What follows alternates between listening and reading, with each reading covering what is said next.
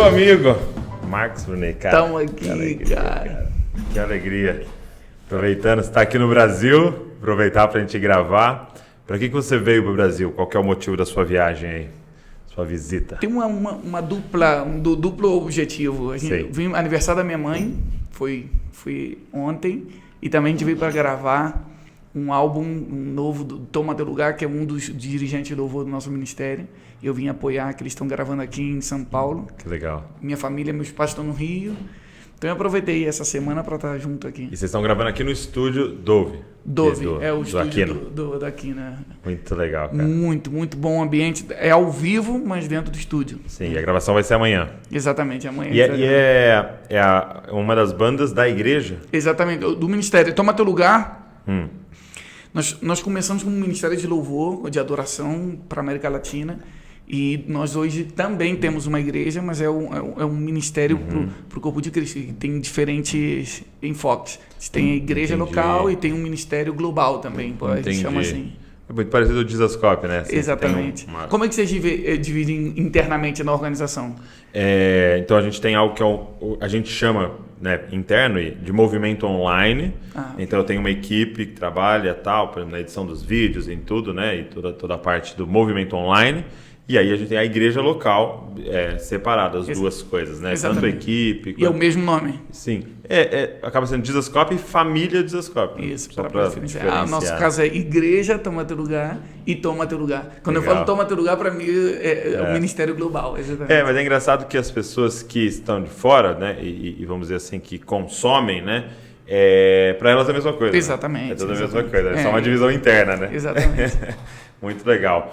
E você mora na Argentina? Exatamente, faz 18 anos. 18 anos você mora na Argentina? Eu nasci no Rio de Janeiro, mas aos meus 18 anos, hoje eu tenho 36, meus 18 anos faz metade da minha vida viver no Brasil, olha metade só, da minha vida na agora Argentina. Deu metade. Hoje eu estou na metade. E aos 18 anos eu recebi um chamado do Senhor, aos 17 anos tive um encontro com Deus e decidi, meu coração estava decidido a me entregar completamente para o Senhor. Então eu queria estudar música e teologia ao mesmo tempo. Entendi. E naquele momento que eu encontrei, era no meio hispano, eu ia para o México, mas estava fechada as inscrições, o mais próximo que tinha era a Argentina. Sem conhecer ninguém, fui... E aí você foi estudar onde lá? Se chamava Instituto Canción. Que tinha até um braço aqui em São Paulo, né? Teve. O Tom me falou que estudou lá também, exatamente, né? Eu conheci o Tom aí. Eu tive na sede de Buenos Aires, estudei aí 2 anos, depois eu ia só fazer uma experiência e voltar, né? Meu pai pastor no Rio de Janeiro e Deus me mudou todos os meus planos. É mesmo? Na área tanto espiritual como ministerial, profissional. Eu comecei a trabalhar num ministério aí.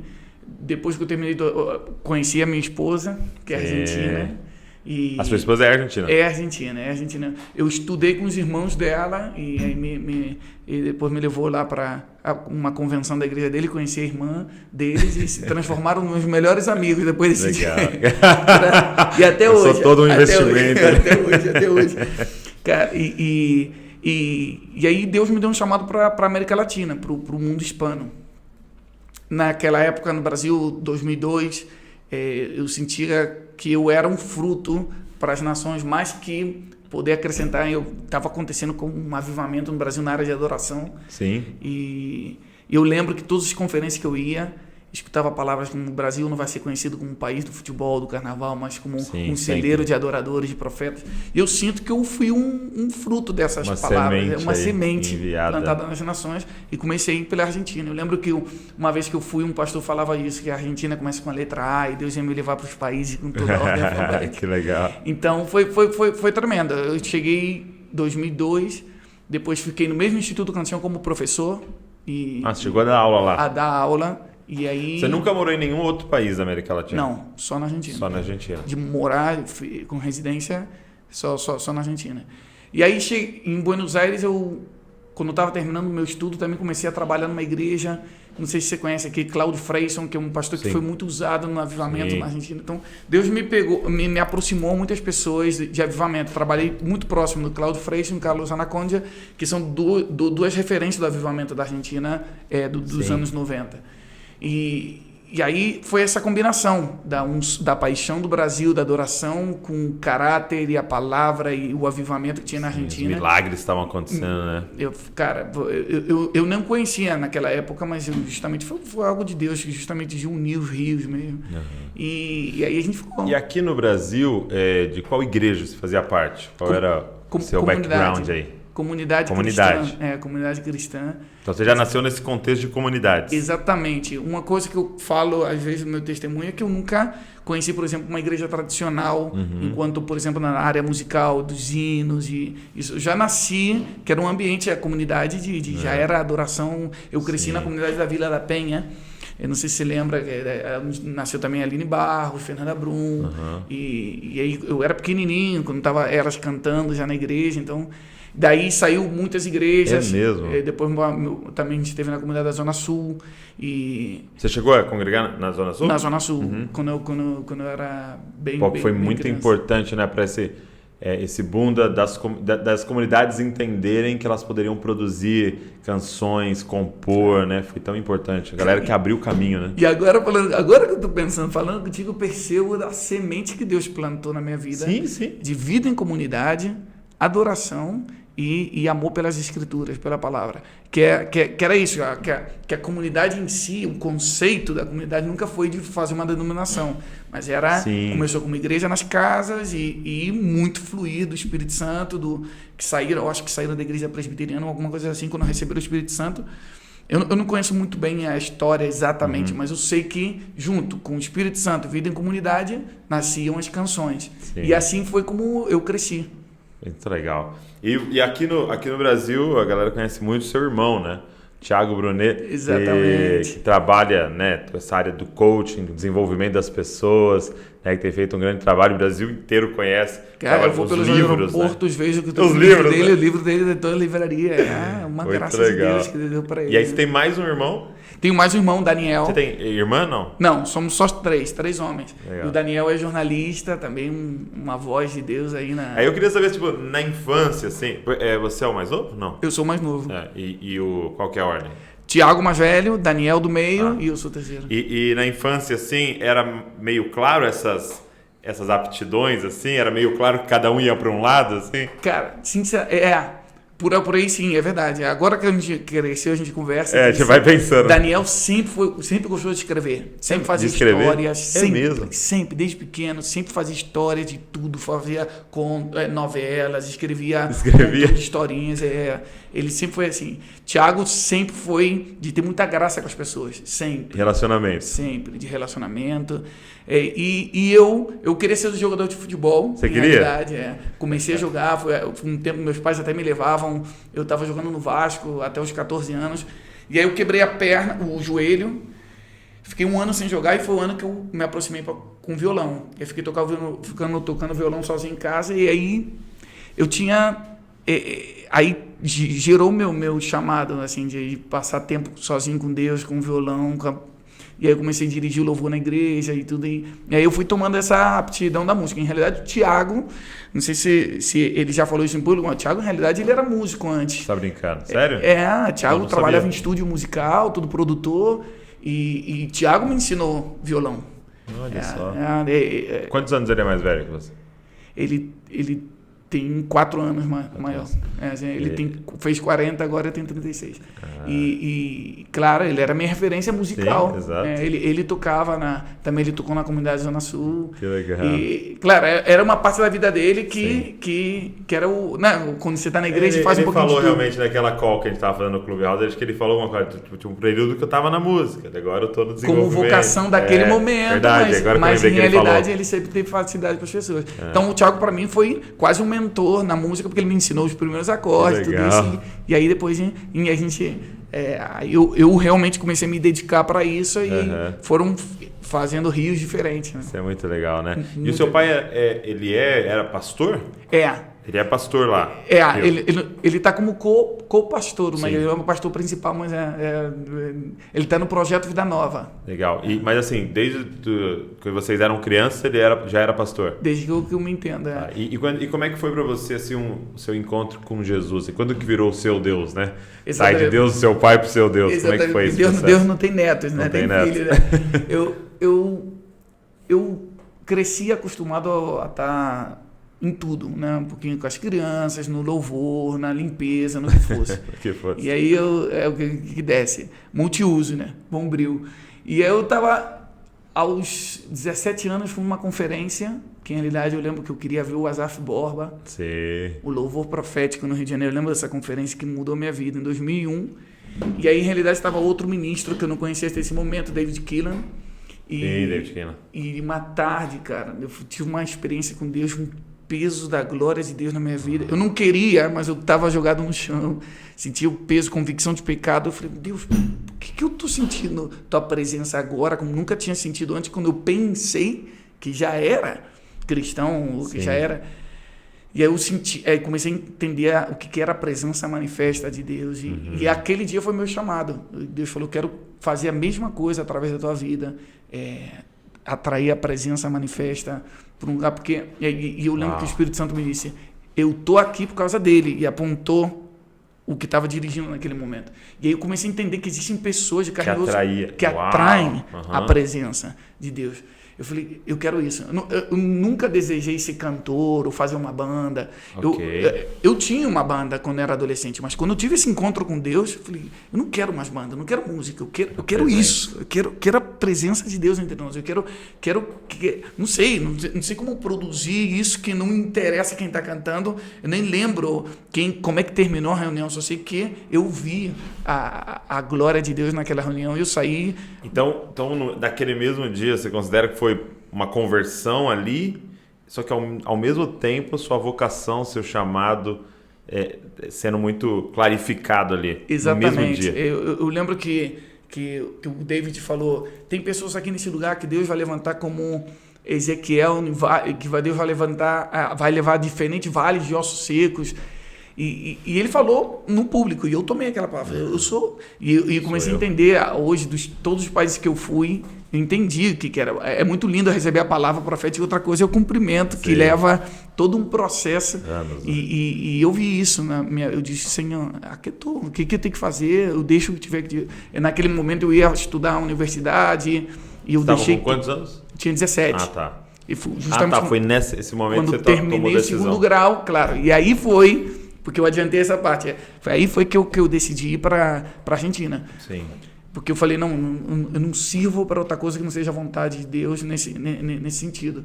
E aí eu eu lembro que eu ia fazer, eu acho que publicidade. Eu queria procurar alguma coisa que não tivesse matemática. Né? Viu quando você quer estudar só para estudar? Não matemática. Só para ter um título. E eu percebi que eu estava absorvido por esse desejo de eu quero a presença de Deus realmente. Incrível. E eu comecei a me capacitar e aí entrei no processo. Cara, uma coisa que eu tenho desafiado a galera, os jovens, né, as pessoas estão nesse processo, principalmente de faculdade e tal, eu falo assim, cara, tenha coragem de perguntar para o Espírito Santo o que ele quer que você faça. Exatamente. Ao invés de pensar o que está dando certo, o que está dando mais dinheiro, o que tem mais oportunidades no Brasil, ou onde você mora. Ao invés de perguntar isso, tenha coragem de perguntar para ele o que o senhor quer que eu faça. Exatamente. E seguir a vontade dele para você ver o que vai acontecer, né? Sim, porque alguns têm um desejo pessoal, outros às vezes é satisfazer o interesse dos pais. Os pais sempre disseram, quero que você seja advogado, quero que você seja isso. Mas uma das coisas que eu honro da vida do meu pai, por exemplo, nós 3 irmãos estamos fazendo coisas diferentes, mas ele nunca... Por exemplo, meu pai era militar e meu avô era militar. E o meu avô era pastor e militar e meu pai pastor e militar. Então, qual que seria quando o meu pai falou, algum de meus filhos vai continuar com a carreira militar. Meu pai fez a mesma coisa, você acredita? Ah, é? Assim, tipo, nunca... meu pai falou assim, cara, você deveria ser pastor. Impor, claro. Ele sempre falou assim, cara, seja advogado, seja um engenheiro, né, escolhe a sua profissão, porque é uma coisa que ele tinha muito claro, assim, ou Deus te chama para isso, né? Não tem como fabricar isso. É verdade. Não tem como empurrar alguém para isso. Quando Paulo diz que não fui chamado, meu chamado não é de carne e sangue. Sim. Tem muitas pessoas que herdam um ministério por causa do sangue e não por causa do chamado de Deus. E Paulo foi claro, o meu chamado não é por carne e sangue, é porque Jesus me chamou. Jesus me ensinou. O Hernandes Dias Lopes diz assim numa pregação sobre, né, vocação e tal, ele falou assim, ministério não tentei psicologia, não deu certo, tentei medicina, não deu certo, tentei direito, não deu certo, vou no ministério. Ele falou, não, ministério eu tinha oportunidade de fazer medicina, tinha oportunidade de fazer isso, mas eu abri mão de tudo. Uau. Né, para servir ao Senhor nesse contexto, né? Lógico que você pode servir ao Senhor em todos esses outros contextos, mas ter essa clareza, né? Perguntar para o Espírito Santo o que o Senhor quer, né? Exatamente. E o meu pai fez isso pra gente.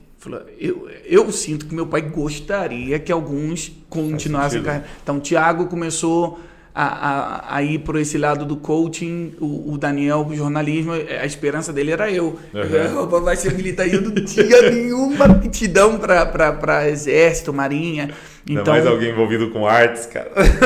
De jeito nenhum. Aí eu tive que decepcionar meu pai de uma certa maneira. Sim. Mas ao mesmo tempo, o que mais ele nos empurrou é que façam a vontade de Deus. Yes. Graças a Deus. Então, não exatamente ele nos orientou, faça isso, ou faça aquilo, ou nos descobriu, ou nos levantou em alguma área. Simplesmente, ele permitiu que a gente crescesse, graças a Deus. E no meu caso, foi sair do país também, que foi desde jovem. Minha mãe até hoje tem esperança que eu volte. Quando você vai voltar para o Brasil? Ela pergunta até hoje? Até hoje, 18 anos. Até hoje. 18 anos estou fora. Mas eu entendo. Agora meus filhos estão crescendo e eu fico pensando, seja feita a vontade de Deus aqui em casa. Aqui em casa como é no céu. Aqui em casa como no céu.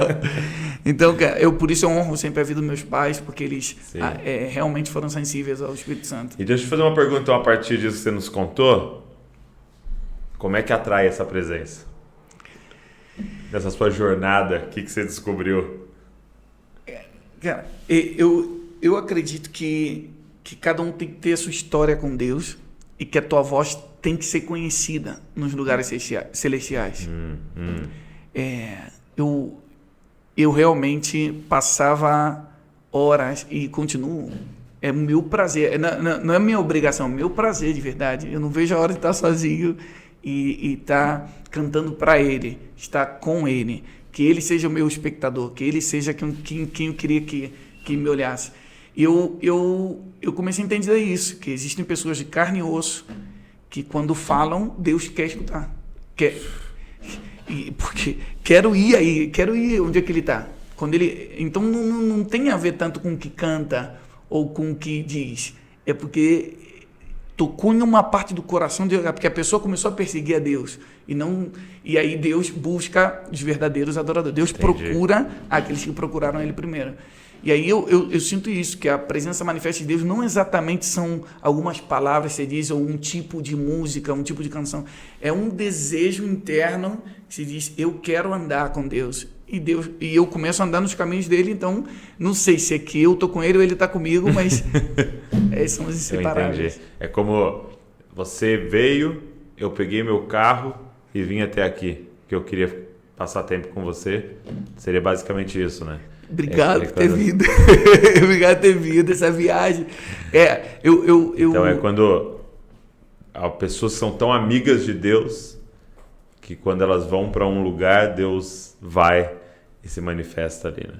E uma das frases que marcou minha vida, que eu, inclusive o primeiro livro que eu escrevi se chama assim: Deus não tem favoritos, Deus tem íntimos. Porque de repente quando eu comecei a ver que Deus estava me usando pela sua graça, sua misericórdia, eu não estava pedindo isso, eu não estava pedindo ser usado, eu não estava pedindo fazer uma banda, eu não estava pedindo que me convidassem para nenhum lugar. Eu falei, Deus, por quê? É claro, né? Não é que Deus me preferiu, eu preferi passar tempo com Ele. E eu sempre digo isso para muitas pessoas, Deus não tem favorito, não é que está te favorecendo porque você nasceu, porque eu sou filho de pastor, ou porque eu conheço muitos, eu tenho um amigo, eu venho de terceira geração de pastores, mas eu tenho um amigo, profeta, que ele é de terceira geração de mendigos.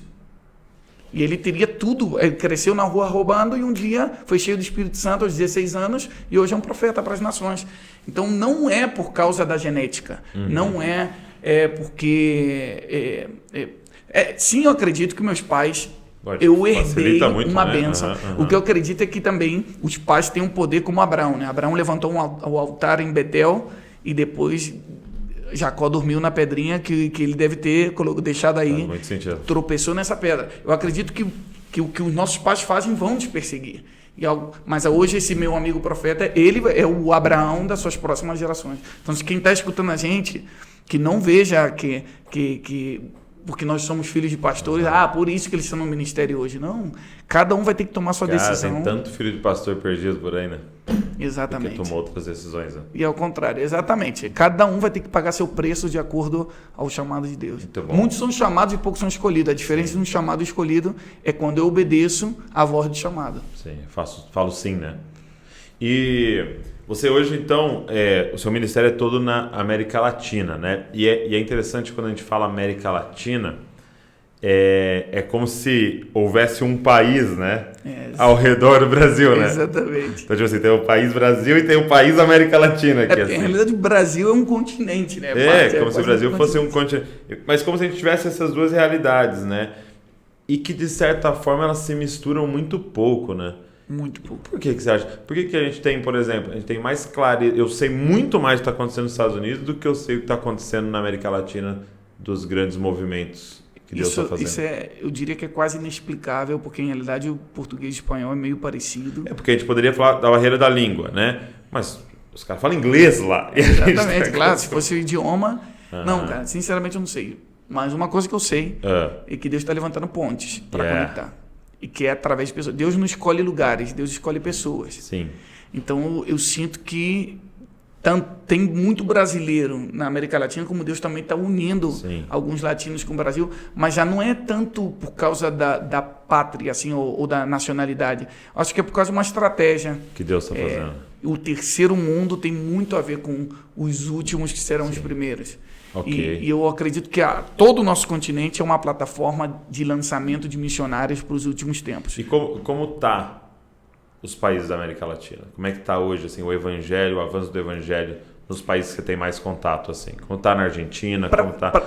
Porque assim, por exemplo, eu falo assim, vamos dizer, agora no Carnaval, então eu vou pregar no Paraná, e eu vou pregar em Brasília e vou pregar em BH. Então, é mais ou menos quando você... vou ali cantar na Colômbia, vou ali cantar na isso Paraguai. Que eu te falar. Né? É exatamente isso. É muito importante ter essa comparação. O Brasil, as realidades do Brasil, seria mais ou menos como a América Latina incompleta. Ok, dos estados brasileiros. Os estados brasileiros com os países da América Latina, mais ou menos. Em que quero dizer? Com a mesma versatilidade que você tem no Brasil, a diferença de doutrinas, tipos de igreja... mais ou menos está acontecendo na América Latina. Tá, ok. E o que eu acredito que Deus é o rei de toda a terra. E a esposa, que é a esposa de Cristo, está escutando a mesma voz do Espírito. Amém. Então, aquele que não está escutando a voz de Deus gera um montão de confusão e misturas, que a mesma coisa mais ou menos está acontecendo no Brasil, mais ou menos é na América Latina. Tá. Às vezes, apesar de não se falar em algum momento, quando você começa a ver, o Espírito está construindo a mesma coisa, Exatamente. Né? É isso que eu estou vendo, viu, quando você fala aqui na China, literalmente. Né? Eu estou apaixonado por isso, por ver que quem escuta a mesma voz vai fazer a mesma vontade. E aí a gente se encontra. Aí eu acredito que o corpo está se formando, porque estamos escutando a mesma cabeça. Eu percebi, ouvindo as canções, né, que você produziu, os discos... uma temática muito forte das suas músicas é paternidade. Por que você acha isso? Assim? O que aconteceu nesse caminho aí que paternidade é uma parada tão presente nas suas canções? Cara, eu sinceramente eu sinto que foi algo que o Espírito foi me atraindo e eu nem ia entendendo. Primeiro, eu nunca fui viciado em drogas, por exemplo, ou nunca tive um problema assim de vício, mas eu reconheci na minha vida uma necessidade, como quase um vício de aprovação, que era como uma raiz de rejeição que eu identifiquei e que eu percebi que a minha cura era o espírito de adoção. O espírito de adoção lança fora o espírito de rejeição. E aí para mim, intimidade com Deus não era questão de ministério ou de trabalho, era minha sobrevivência, eu preciso dele para me curar e para me manter, preciso dos beijos da sua boca para me manter acordado, desperto. Então, sinceramente, foi um processo de cura na minha vida. Entendi. E muitas Então, coisas. tem a ver com a cura que aconteceu na sua vida. Exatamente. Então aí eu comecei a ver a paternidade de Deus em tudo. E aí eu sinto que as minhas músicas, por exemplo, eu nunca sentei para escrever uma música, nunca sentei para dizer, eu vou juntar essa frase com essa frase. Como é que acontece o processo? Eu tô adorando e vem como um cântico espontâneo, e depois, isso aqui poderia ser uma música, e depois junto com outra parte que eu já tinha de outra parte, e aí eu pego de uma vez só. Todas as suas canções foram assim? Todas. Até hoje, eu tive um processo de composição longo. De sentar. Não, hoje eu vou compor, vou sentar. Uhum. Não, até hoje não. Coisas como uma canção, essa que eu gravei com o Som do Reino, ABBA, sim, veio de uma vez só. Primeiro veio a melodia. Um dia eu lembro que eu estava nos Estados Unidos e veio a melodia ali. ABBA, teu amor nunca falha sempre. Primeiro essa partezinha, a gente ficou adorando. Esse foi tudo, toda a reunião. Depois um dia eu cheguei em casa e aí veio tudo de uma vez só. Peguei o violão para adorar e veio isso. Então, eu sinto que é a velha história, né, que diz a Bíblia, né? A boca fala do que o coração está cheio. Uhum. Então, eu fui percebendo que era algo que Deus estava gerando em mim, que Ele queria escutar. Então, não era tanto o que eu quero dizer para Deus. E depois fui entendendo que o nosso continente americano, a raiz é a orfandade. Que a gente precisa uma revelação de Deus Pai. Todo ser humano quer proteção, quer provisão e propósito. E isso só a paternidade de Deus pode prover. E é tremendo, cara. Na América Latina, em todo o nosso continente, a busca por aprovação, a busca por proteção e a busca por provisão, e que não vão encontrar, o ser humano não vai encontrar em outro lugar que não seja na paternidade de Deus. E a gente pode pregar disso, eu acho que a gente já falou muito disso no continente, da revelação. E outra coisa é viver, né? Outra coisa é incorporar no meu estilo de vida. E eu vejo muitos ministros órfãos, eu vejo muitas igrejas órfãos. Então, não tem a ver com que você tenha aceitado a Jesus somente. É um estilo de vida que realmente tem que refletir em tudo que você faz, como órfão ou como filho. Minha esposa tem uma palavra muito forte, que a igreja deveria ser uma família de fé e não um orfanato. Que às vezes, só porque está todo mundo junto, a gente pensa que somos família.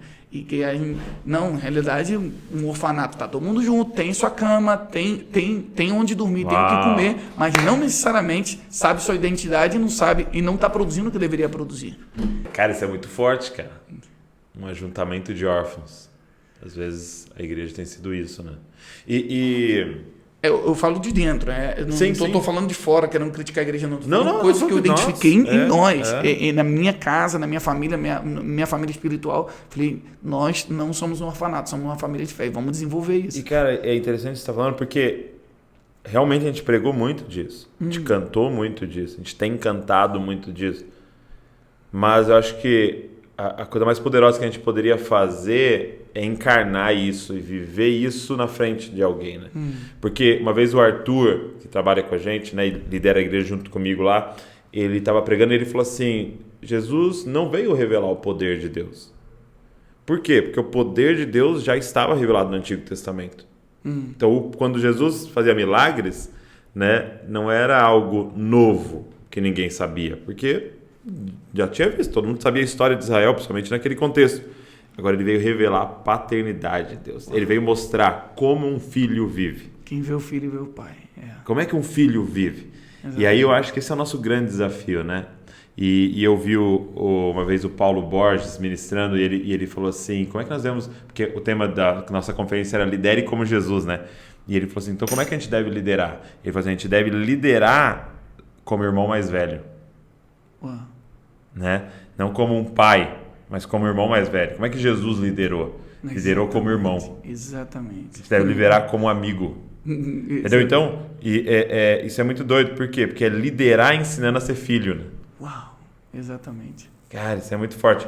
Porque, assim, sinceramente... Você vê, inclusive, desculpa, só um parêntese. Inclusive, no sistema de paternidade espiritual, muitas vezes é liderado por órfãos. Quando exige que se chame de pai, é porque, em realidade, é porque tem uma necessidade de tem uma incerteza ali, né? Exatamente. Então, se eu preciso ter alguma coisa para me sentir alguém, é porque eu ainda não resolvi isso na raiz, realmente. Sim. E hoje eu incorporei algo na minha vida, que um modelo que funciona é melhor do que 1000 mensagens. Então, o Brasil está cheio de conferências, assim como a América Latina, né? Mensagens, pregações, a gente já tem. Mas a gente não está vendo modelos que funcionam. Um modelo saudável de liderança, de ministros, de famílias que onde saí do sistema de orfandade e estou vivendo realmente como filho. E para mim, Jesus é isso. A palavra se fez carne. É um modelo que funcionou. Ele veio nos ensinar a ser filhos. E se a gente não aprendeu, precisamos aprender. Só temos uma vida para viver. E assim, eu tenho pensado muito sobre a igreja, né? Para esse novo tempo, para essa geração atual, para o que está acontecendo no mundo. Né? E, por exemplo, algumas coisas que precisam acontecer, que a gente precisa voltar a uma pluralidade. Né? Por exemplo, a gente precisa voltar a uma liderança plural. Até num dos nossos telefonemas a gente falou, né, sobre 5 ministérios. A gente precisa voltar. Só que eu percebi uma coisa. Somente líderes curados, somente filhos vão conseguir fazer. Compartilhar. Exatamente. Porque aí eu vou ter que te dar voz. Exatamente. Eu vou ter que treinar você para ir mais longe do que eu. Seu nome vai aparecer e o meu não. Então, isso somente filhos vão conseguir fazer isso. Exatamente. Vou passar o bastão, vou para outra coisa, e você fica e mantém tudo que eu construí. E, não sei, e tal. Cara, e aqui filho. Tem outro ponto também. Por aí a gente, quem sabe aprender a ser filho, mas também precisa também aprender a ser irmão. Sim. Que é outro assunto. Que é outro assunto também. Porque aí todo mundo quer ser filho, mas pensa que é filho único, né? Ou pensa que é o filho especial, o filho... Então, nós temos muitos irmãos. E quem é irmão tem que aprender a compartilhar a herança. Sim. E a gente está nesse processo. Né? E como é que foi esse seu processo? Você citou, mas eu queria que se você puder dar uma expandida. Esse processo de você identificar essa sua necessidade de aprovação. Por quê? Por que eu te pergunto? Porque essa pessoa que sofre, porque eu sou uma delas, né, com necessidade de aprovação, é alguém muito legal. Exatamente. É alguém muito agradável. É alguém muito educado. É alguém muito gentil. Entendeu? E aí eu percebi assim, que quão difícil é muitas vezes identificar isso, porque para as pessoas que estão ao seu redor, parece que está tudo legal, tudo bem, né? Porque você está tentando o tempo todo deixar todo mundo feliz. Como é que foi esse processo de você identificar isso? Não foi fácil porque eu pensei que era parte de mim, né? Eu pensei que eu sou assim, mas em realidade E se confunde com virtude, né? Exatamente, com o meu próprio caráter, minha personalidade. E o sistema, por exemplo, que a gente está vivendo hoje, da nossa geração das redes sociais, tudo é aprovação. Né? Os likes, o coração, se tem, se não tem, comentaram, se não comentaram, e a pós-verdade, cada um constrói a sua própria realidade. Então tem coisas que a gente às vezes nem percebe. E aí eu acredito que é só o Espírito Santo convence. Nos leva uma sensação... No meu caso, eu comecei a identificar coisas em mim quando eu via em outras pessoas. Por exemplo, será que ele não percebeu que o que ele está fazendo é para chamar atenção? E aí eu escutava a voz do Espírito Santo, você faz a mesma coisa, de outra maneira. Entendi. E aí eu comecei a identificar, não pode ser, mas às vezes são sussurros, né? O sussurro do Espírito Santo são as oportunidades que ele nos dá para sair da cova, para sair de nós mesmos. E aí eu comecei a ser confrontado por Deus, e aí eu tenho outro ponto. Pela minha esposa também. Ah, é? Minha esposa se chama Fernanda. Eu sempre digo que o Espírito Santo veio sobre Jesus em forma de pomba, para mim veio em forma de Fernanda. Ah, entendi. Ela é que me convence de pecar de xixi. O meu veio em forma de Valéria. Eu acho muito interessante, exatamente, a gente vê que algumas discussões que nós tínhamos, em realidade, ela estava vendo alguma raiz que eu precisava tratar. Mas o que você está fazendo? Por que você se relacionou com tal pessoa? Por que você não falou não para fulano de tal? Não, isso é uma das maiores coisas que eu percebi, exatamente. É a dificuldade de falar não. Cara, e um dia ela me corrigiu, por exemplo, uma das coisas, falando do ministério, falando assim, eu sinto que eu estou falando só contigo, ainda que eu sei que muitas pessoas vão escutar. Por anos eu viajei, fui lugares que hoje eu tenho certeza que eu não tinha que ter ido. Aconteceu comigo também. Então, e a minha esposa me disse uma coisa, faz uns 3 anos atrás, que me sacudiu. Falou, não vende o teu óleo. E aí me deu o exemplo da virgem, das 10 virgens. Nos vende o teu óleo, não. Lembra? E disse, não.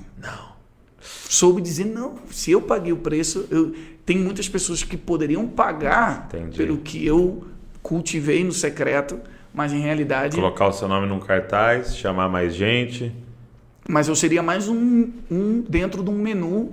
E eu comecei a perceber que quando eu falava não por uma conferência, por exemplo, eles convidavam outro. Sim. Então não é que queriam o que Deus me deu, queriam alguém para completar. E eu comecei a perceber, peraí, aonde Deus me quer? Aonde realmente eu sou insubstituível? Eu comecei a ver, primeiro, na presença de Deus, ninguém pode tomar meu lugar aí, com a minha esposa, com meus filhos, com minha família espiritual, com meu círculo de confiança. Eu comecei a ver que Deus me deu um chamado de intimidade e eu estava perdendo essa intimidade, não do lugar secreto, mas de olhar nos olhos das minhas pessoas mais próximas. E aí eu viu aquele efeito centrifugadora, que você vai girando até que o elemento é despedaçado. E eu senti que Deus me colocou no efeito contrário, que é a força centrípeta. A única coisa que é você voltar para o centro. Centrifugador é a fuga do centro. A fuga do centro. E a centrípeta é a mesma força para dentro. Às vezes a gente não percebe que tem que fazer força para voltar para o centro. É uma força contrária. E às vezes, eu, por exemplo, eu tomei 6 meses sem viajar. Você ficou 6 meses? Em 2017. 6 meses. E aí foi quando eu comecei a sentar e comecei a entender o que Deus queria para a minha vida, quanto à comunidade local e principalmente isso, o modelo que funciona é melhor que 1000 mensagens. Entendi. Eu comecei a dizer, eu ia não somente cantava, mas já ensinava em conferências, em igrejas, e eu estava ensinando algo que era correto, mas eu não estava vivendo com uma comunidade isso. E esse é o meu desafio hoje. Entendi. Você não tinha o portfólio ali daquilo que você estava falando, né? Exatamente. Engraçado que eu tive exatamente isso que você está contando, né? Eu tive a mesma coisa, né? Eu tenho uma personalidade provavelmente muito parecida com a sua, e um dia a Val estava lendo, minha esposa estava lendo um livro de personalidades, né? Era até um livro, Uma Jornada de Autodescoberta, um livro da Mundo Cristão, que falava sobre as personalidades, né? E aí ela falou assim, vamos ver aqui qual que é a sua, né? Ela leu, e aí era por número as personalidades, era o 9, né? Era um pacificador. Aí ela começou a ler o pacificador, e cara, era aquilo. E aí... Quer estar bem com todo mundo. Quer estar bem com todo mundo. E sabe uma coisa que eu identificava? Que era assim, eu trabalho das 8 horas da manhã até 5, 6, tem dia que vai até meia-noite com a igreja e tal. E beleza, eu fazia isso. Quando eu ia viajar para algum lugar, chegava tipo meio-dia, eu estava esgotado. Eu falava, por quê? Mas porque a força que eu fazia para agradar todo mundo, chegava meio-dia, eu estava cansado. Né? E aí, cara, eu lembro que ela estava lendo para mim no carro. Ela leu o livro para mim no carro, sobre a minha personalidade, essa necessidade de agradar todo mundo e tal. E o que mais mexeu comigo? Ele consegue ser um camaleão. Uau. Ele chega aqui, ele sabe se comportar com você. Se está aqui alguém que é de outro jeito, ele sabe se comportar. Ele só não sabe ser uma pessoa. Uau. Ele mesmo. Uau. Aí aquilo, cara. Aí que aconteceu? Uau. Nós estávamos no caminho para o shopping. Chegou no shopping, né? Ela estava numa loja de roupa e tal. E aí ela pegou umas blusinhas assim. Ela falou assim para mim, o que você acha? Né? Essa ou essa?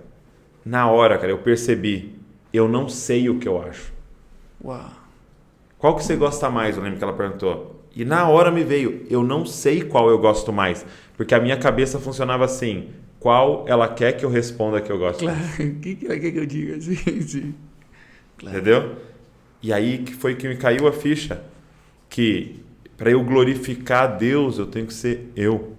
E para eu glorificar a Deus, eu tenho que gostar daquilo que Deus colocou no meu coração para gostar e não eu tenho que gostar daquilo que vai agradar você. Exatamente. Cara, e aquilo foi assim, também uma cura na minha vida. Que assim, bom, essa jornada. Se reconciliar com o teu próprio querer. Sim, porque ele é o seu pai e ele criou de você de forma específica. Exatamente. E ele tem prazer na forma que ele criou. Cara, e isso foi realmente um processo de cura na minha vida, assim.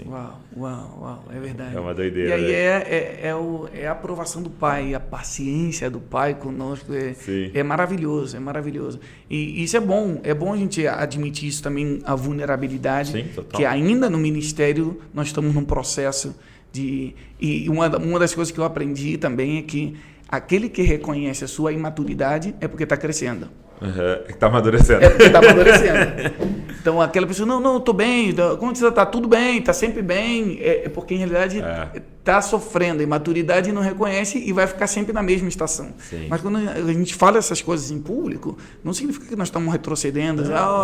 Não, nós estamos em outra geração também, graças a Deus. E também essas coisas, a gente está dando um golpe na mesa, fora da mesa.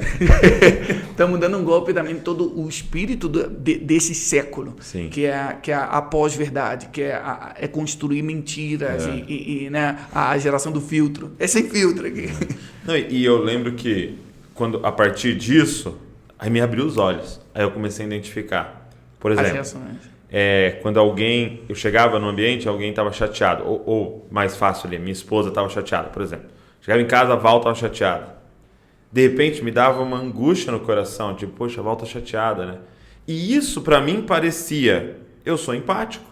Claro, como se você tivesse a culpa. Isso. Não, mas tipo assim, eu sou empático, tô preocupado com a chateação dela, né? Aí eu chegava pra ela, poxa, o que aconteceu, tal. Quando ela contava que não era comigo, aí eu relaxava, entendeu? Porque assim, eu não sou empático de você estar chateado, tô preocupado de ser comigo, entendeu? Exatamente, cara. No fim das contas, nós somos o centro, é verdade. Aí eu comecei a perceber, eu sou extremamente gentil.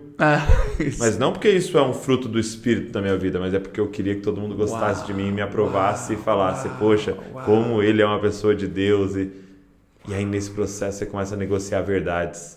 Exatamente, sem querer querendo. Porque a pessoa tá indo para um caminho errado, só que você não quer ofender, né? E cara, foi um processo de Deus. E eu falo que às vezes é mais difícil isso do que o cara que tá, sei lá, adulterando e tal, porque assim, o cara sabe que tá errado.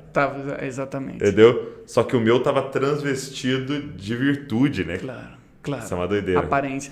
Cara, eu li nesse tempo que eu parei de viajar, eu li, não sei como apareceu lá em casa, era um livro da minha sogra, viu? Quando Deus quer te falar, usa até a sogra, né? Você sabe? Chega nesse nível. Era um nível era um conto que chamava O Cavaleiro da Armadura Enferrujada. Não sei se já ouviu falar. Cavaleiro simples, resumo. Era um cavaleiro nobre, muito nobre, valente, corajoso, que resgatava donzelas.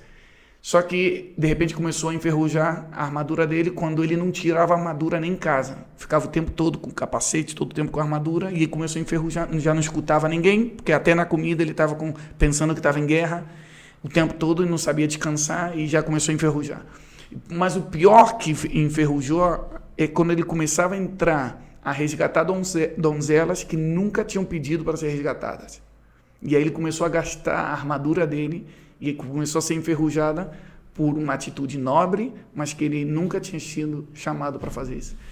Cara, quando eu li isso, eu percebi isso. Por amor a Cristo, por amor ao corpo de Cristo, por amor à noiva, eu fui. Na realidade, em alguns casos, não estava nem pedindo para... E não tem uma viagem que eu fazia que não era uma guerra. Porque, em realidade, eu ia e entregava tudo. Corpo, alma e espírito. E, às vezes, eu entrava em guerras desnecessárias. E comecei a perceber quando minha armadura começou a enferrujar. E pedi, Senhor, deixa eu voltar a escutar a tua voz, a tirar a armadura em casa, escutar minha esposa, escutar a família, escutar meus amigos próximos, o presbitério da igreja. E aí comecei a voltar para o centro, a me focar. E, cara, graças a Deus. E é por isso que Paulo diz, combati o bom combate, né? Porque significa que tem combate que é ruim, né? Exatamente. Se tem o bom combate, tem combate que não era para você estar combatendo. Não né? tinha que estar, exatamente. Então você vai ter que ter esse discernimento. A boa batalha da fé, exatamente. Muito bom. E você, nas nossas conversas, né? quando a gente se encontrou, a gente teve a oportunidade de encontrar lá no Descent e tal, você me falou que a gente até se encontrou num Zoom, numa reunião lá, também. E exatamente por causa dessa temática Maranata. Exatamente. Né? Eu ia fazer a conferência, você estava preparando um disco e tal.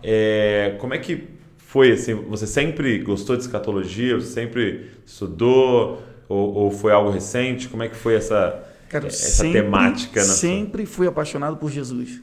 Ok. E queria, como falei do começo, só queria a glória de Deus, a presença de Deus. Sim. E nesse processo de 2017, que eu estou falando que eu parei, Senhor, eu quero estar onde Tu estás. Eu quero dedicar minha vida, vou gastar minha vida somente no que Tu está pedindo. E eu comecei a ver, não somente em estar apaixonado por Jesus, mas pelo plano dele. Comecei a estudar qual o plano de Deus. Comecei a ver a Bíblia, de Gênesis e Apocalipse, uma história só. Eu não sei por que eu cresci escutando tantos pregadores, tantas línguas. Uma coxa de retalhos. Exatamente. A teologia sistemática, eram muitos temas que eu tinha, mas eu nunca tinha conseguido ver a Bíblia como uma história só. Gênesis 1 e 2, os céus e terra reunidos, Apocalipse 21 e 2, está reunido outra vez. Então, árvore da vida. De Gênesis 3 a Apocalipse 20 é o plano de redenção para que tudo volte. E a criação vai ser a sua melhor versão. Sim. Depois de tudo redimido. Quando eu vi dessa maneira, eu comecei a ler a Bíblia de novo, a estudar a Bíblia de outra maneira. E aí eu comecei a escutar pessoas, por exemplo, diferentes do círculo que eu estava. Deus me conectou com pessoas sempre com intimidade. Por exemplo, eu tenho um amigo na Argentina que estava nesse Zoom também, Mariano, o nome dele, que faz 17 anos, está 18 anos que eu estou na Argentina. Tem 15 anos que a gente faz um congresso que ele começou, mas eu fui todos os anos, chama Intimidade com o Amado.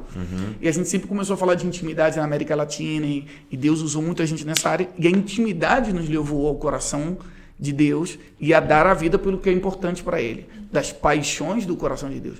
Então, eu quero amar o que Deus ama. Né? A gente sempre diz isso, eu quero amar o que Deus ama. Assim Deus foi me colocando dentro disso. Então, eu quero amar a intimidade, assim quero amar as almas, quero amar a igreja local, mas também quero amar as nações, quero amar o reino, quero amar Israel e quero amar a volta de Jesus. Porque eu tenho que amar tudo que Deus ama. Entendi. Ele tem uma coroa para aqueles que não... Você começou a vasculhar dentro do coração de Deus. O que é importante para ele? Você achou essa... Exatamente. O que é importante para ele? Não, por muitas vezes... Viu quando diz a igreja, as 10 virgens? Para mim, essa parábola me sacudiu também. 5 prudentes e 5... como diz em português? Nécias. Loucas. Loucas, nécias. É muito interessante. Não são 5 virgens e 5 prostitutas. Sim. São 10 virgens. Só que 5 eram prudentes e 5 se distraíram. E é louco que são 10 que criam na mensagem Maranata. 10 sabiam esperando. Que ia voltar. Sabiam 10, que ia voltar. Né, querendo se casar. Ali, 10 ali cria na mensagem. E tinha 5 que cria na mensagem e era imprudente. E essas coisas eu comecei a ver, eu falei, que parte da igreja eu quero estar? Não somente ser salvo. Né? E aí eu comecei a entrar no assunto, a escutar isso de outra maneira. Falei, Senhor, eu quero amar o que Tu amas, eu quero ter óleo para os últimos dias. Claro, como todas as pessoas que cresceram escutando esses assuntos de escatologia, por exemplo, meu pensamento é o seguinte: o que me importa saber do fim? Se o importante é que eu esteja apaixonado por Jesus hoje. Eu quero viver agora. Eu quero viver agora. O importante é... Para que eu vou entrar nessas brigas teológicas e que eu não entendia tanta divisão? Porque isso só tem que amar Jesus e amar as pessoas e acabou. Mas só que eu comecei a ver o que é importante para ele. E que entender o fim modela o meu estilo de vida do presente. Pelo qual eu administro o dinheiro, o tempo, os recursos. Por isso eu comecei a falar, eu quero dedicar minha vida, o que é importante, o que conta para a eternidade. Assim que eu comecei a entrar no tempo, escutando pessoas também que falam do mesmo assunto. E aí Deus foi nos conectando mais por amor por Jesus, sim, que por amor pelo conhecimento, ou a curiosidade. Exato. Não é que eu entrei para... eu amo escatologia. Eu amo escatologia, eu amo estudar. É verdade. E aí... E eu comecei a encontrar com os amigos de Jesus, que estavam falando a mesma coisa. E, por exemplo, a gente se encontrou nesse Zoom e a gente estava falando o mesmo idioma. Por quê? Que Deus, e da mesma forma eu sei pessoas no Irã, sério? Na China, literalmente, né, que estão falando a mesma coisa, mesmo idioma, na Coreia. Não é uma linha ministerial. É a esposa de Cristo que está amadurecendo. Então o espírito e a esposa começam a falar o mesmo idioma. Vem Senhor Jesus. E você falou pra gente que, antes da gente ligar as câmeras, né, que você está estudando junto com a sua família. Ai, sim. O que vocês estão estudando que tem a ver com escatologia? Nós, com toda a igreja, com toda a nossa família espiritual, nós estamos estudando com toda a igreja? Com toda a igreja. Tá, como nos preparar para só com a sua família em casa. Como nos preparar para os últimos tempos. Mas no nosso modelo de igreja, nós valorizamos muito o núcleo familiar. Que cada um deve ser, a gente chama altar familiar. Que cada um tem seu altar familiar. Então, com a minha família, a gente abre a Bíblia e começa a estudar. E meus filhos são todos pequenos. E você está pegando 150 capítulos? Os 150 capítulos que falam da segunda volta de Jesus. Legal. Exatamente. Que é aquele que o iHop preparou, né? Que o Mike Baker. Exatamente, eu vi isso. Tem uma linha do iHop também que é em espanhol. Tem bastante coisa, verdade. Um dos meus melhores amigos é Benjamin Nunes, que é o diretor espanhol do iHop. Então, você abre... Qual a idade dos seus filhos? Um tem 13, 11, 9, 8 e 3 anos, é pequenininha. Cara, imagina. E aí, o que a gente faz? A gente abre e começa a comentar. Mateus 24, por exemplo. Sim. Sinais do final de Jesus. Então, eu perguntava, o que é Apocalipse? Eu não sei o que é. Zumbi. Zumbi. Se diz assim. Tá brincando, sério? Porque a gente começou a ver como o diabo tinha cegado o entendimento de uma geração e botou tanto medo nesses assuntos. Só que a gente foi tirando as mentiras e semeando a verdade. Tirando mentiras e semeando a verdade. O que diz a Bíblia dos sinais da volta de Jesus? Então, por exemplo, minha filha, a gente estava lendo, dizendo quando o sol vai escurecer e as estrelas vão cair, as coisas vão desaparecer. Para mim, tudo isso era um desastre, uma catástrofe. E minha filha falou, de 9 anos, pai, lógico, se Jesus começa a aparecer, o sol começa a apagar, a escurecer. Uau! Ela começou a ver todo o lado positivo. Exato. Jamais tinha medo. Então, nós temos 2 filhos adotados, né? Minha esposa e eu. Sim. E a mensagem da volta de Jesus é uma esperança para eles. É mesmo? A de 11 anos, a gente adotou 2 filhos. Um com uma menina de 11 anos e um de Benjamin, que tem 8 anos. Então, eles são irmãos? Eles são irmãos entre eles. Né? Depois eu conto essa história, que é outra história. Eu quero saber. É outra história. Mas, por exemplo, eu comecei a entender que a volta de Jesus não é medo, é esperança. Sim, é esperança abençoada. Né? Então, o que vocês entenderam disso aqui? Aí a de 11 anos falou, entendi que Jesus vai voltar e que ele vai curar todo o meu passado. Todas as coisas erradas que aconteceram e que eu não vou chorar nunca mais. Meu Deus. Uau. Então, eu estou falando, para quem não conhece, Antonella e Benjamin...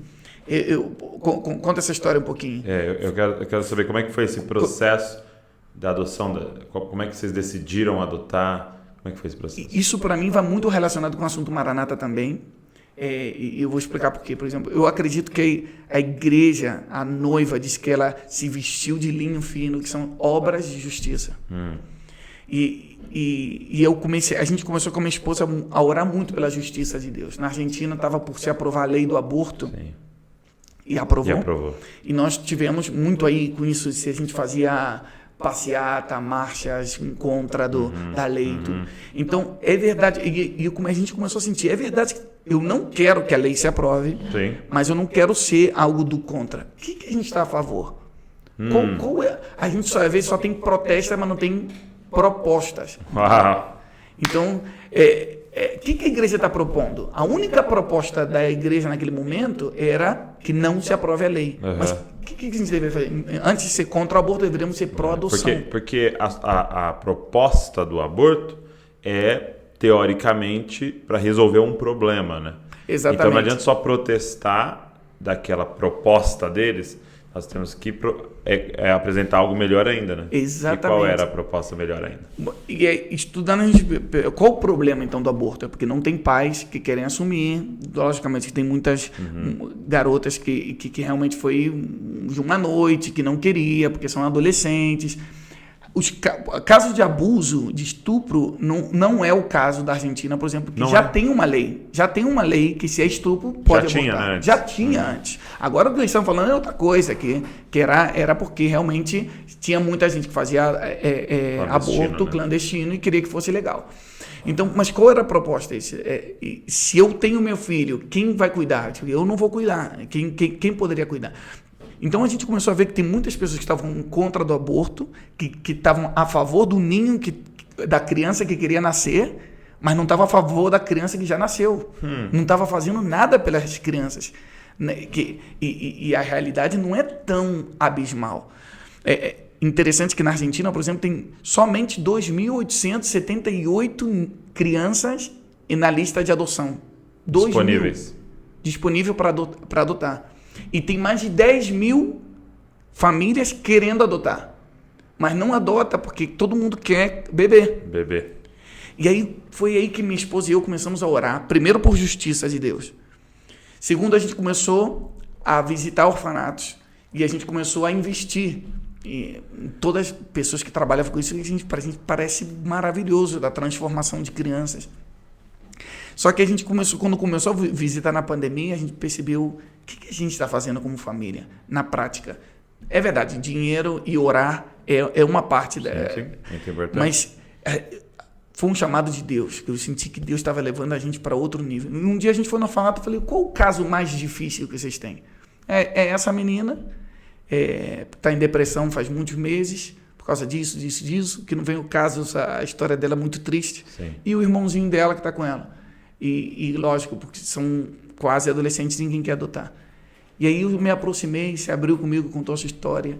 E aí eu entendi muito mais do amor de Deus. Viu que você entende o amor de Deus quando você se casa, você entende a intimidade, quando você entende teu próprio filho e você conhece mais da paternidade de Deus. Mas eu conheci outra faceta do amor de Deus. Ninguém... Eu li uma frase do Charles Spurgeon que dizia que ele acredita na eleição, porque se Deus não tivesse me escolhido antes de eu nascer, jamais me escolheria depois que eu nascesse. E eu me sinto identificado com a graça de Deus. Ele me escolheu e eu não merecia. Nem eu mesmo me escolheria. Exatamente. E o processo de adoção não deve ser para suprir a minha necessidade de querer ser pai. Muitas pessoas adotam quando não podem ter filhos. Em realidade, o que querem não é essa criança. Querem se sentir pai e mãe. E com isso eu não estou criticando. Glória a Deus, se quer fazer isso, isso ajuda. A Bíblia diz em Tiago 1:27 que a verdadeira religião é cuidar dos órfãos, das viúvas, que isso nos livra da corrupção do mundo. Eu acredito que o que nos guarda da corrupção do mundo não é não se envolver com poder, não é não se envolver com dinheiro, estamos no mundo, mas somos guardados do mundo quando nós saímos de nós mesmos e cuidamos de outras pessoas. Para mim, a grande comissão não começa com viajar para um país, começa com sair de nós mesmos. E aí a gente começou a entender isso com a minha esposa. Falei, como é que a gente pode mudar o destino dessa criança? Não como que eu posso me sentir mais pai, porque eu já era pai.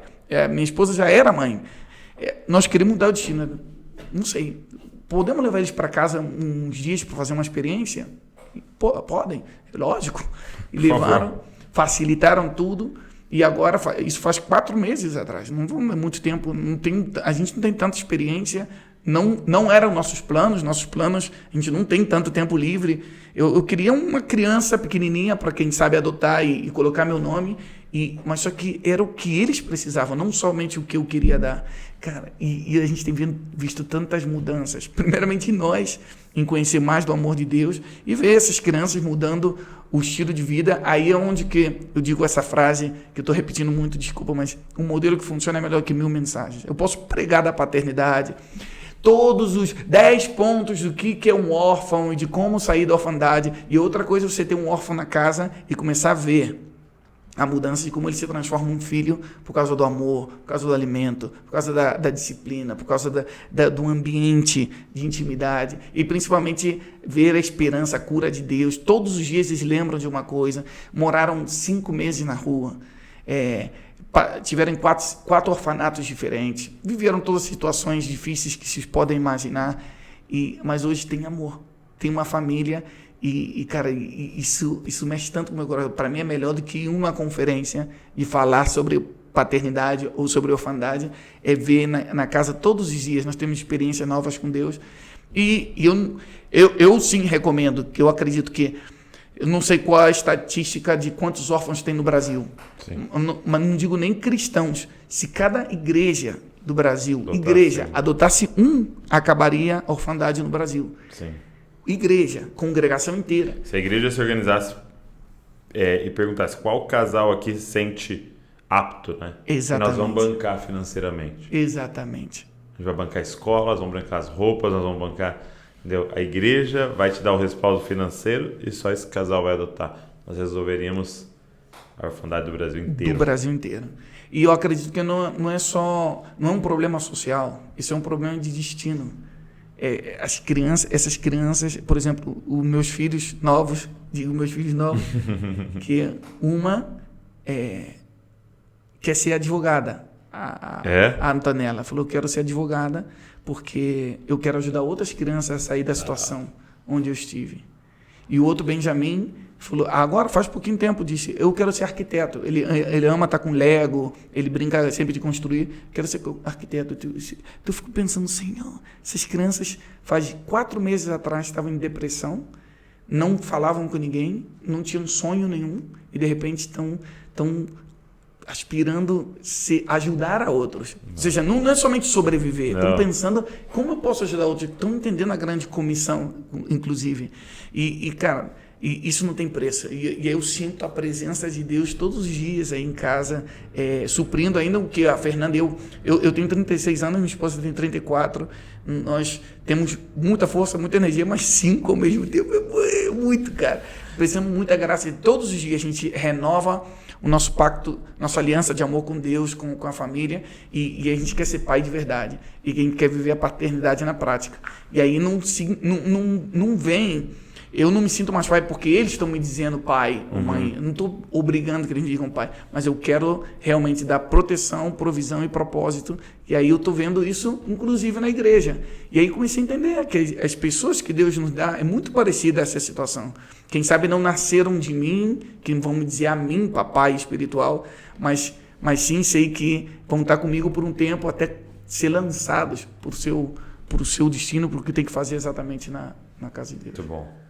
E uma pergunta que eu ia te fazer, que você citou várias vezes durante nosso tempo aqui, essa questão da intimidade com Deus, essa questão da vida secreta com Deus, a intimidade.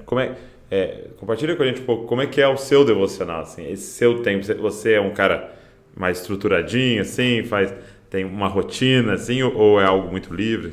Sim, eu tenho uma rotina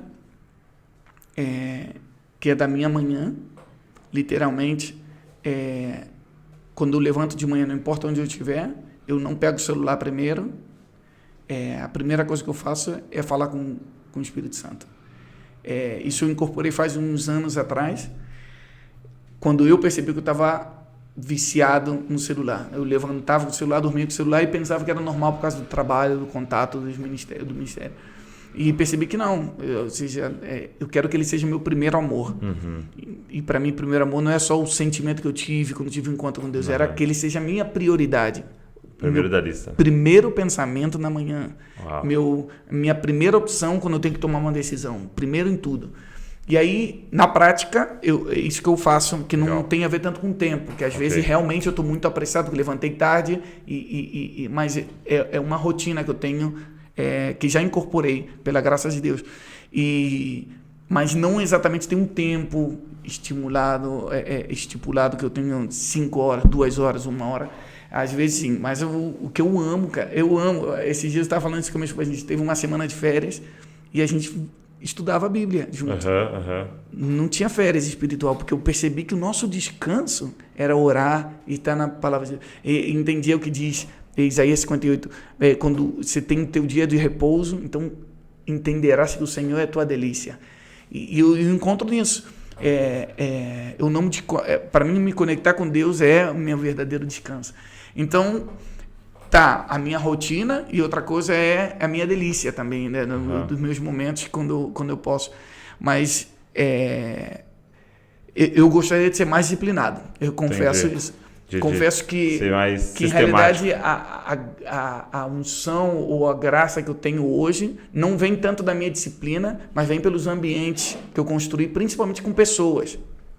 Eu sou muito a favor dos amigos que me empurram à intimidade com Jesus. Ter sempre esses 4 amigos quando você está paralítico, que eles fazem um buraco no teto e te colocam para estar cara a cara com Jesus. Então, uma vez alguém me perguntou, você mantém sua intimidade por causa da tua disciplina? Eu falei, não, mantenho minha intimidade por causa do ambiente e das pessoas que eu me rodeei, porque eles são que eu às vezes posso sozinho, mas eu acredito que isso foi com Daniel também. Daniel tinha seus amigos, ele estava na Babilônia, mas a Babilônia não estava nele, porque ele tinha intimidade com Deus, tinha sua disciplina, mas também tinha amigos que ajudavam a criar ambiente. Muito bom, muito bom. Cara, que tempo maravilhoso. Cara, eu amei demais, cara. Obrigado. Eu queria falar isso também, isso no começo. Eu sigo muito vocês, recebo, aprendo muito.